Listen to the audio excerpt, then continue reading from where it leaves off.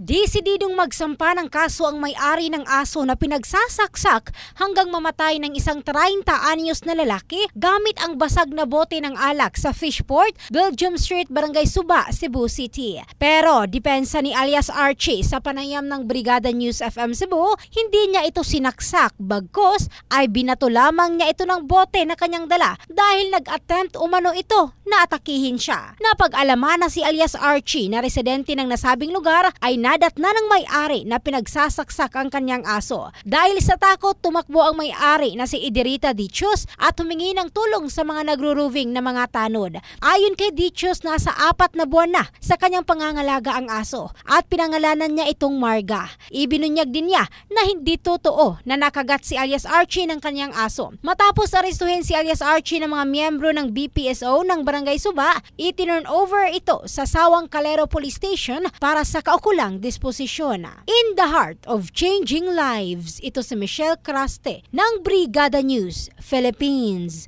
the Music and News Authority.